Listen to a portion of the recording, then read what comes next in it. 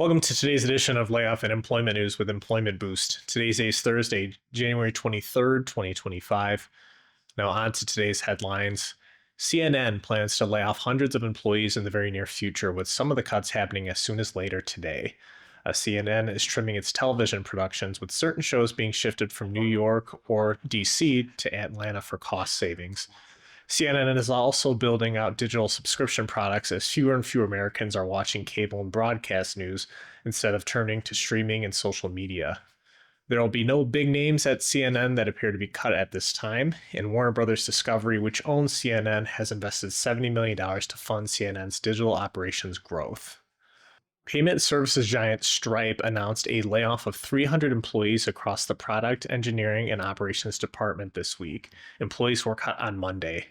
The company had 8,500 employees before the cuts, and despite the layoffs, plans to increase to 10,000 employees by the end of 2025.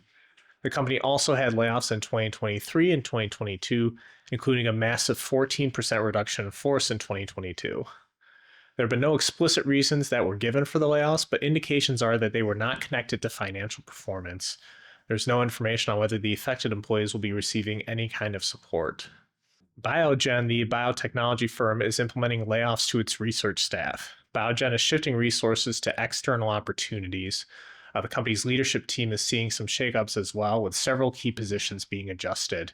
There's no information on how many employees will be laid off or when the cuts will occur, and the goal of the layoffs is to reinvigorate the company's drug discovery capabilities and support long-term sustainable growth. VF Corp, an apparel company that owns JanSport, Timberland, The North Face, and Vans brands, has announced additional layoffs, but have not specified how many employees will be impacted. The restructuring announced in November of last year had a goal of shifting $300 million in annual cost savings. This is an extension of that. CEO Bracken Darrell has also a goal to simplify the company and remove bureaucracy, and revenue decline for all of the company's largest brands in fiscal year 2025 reported in October.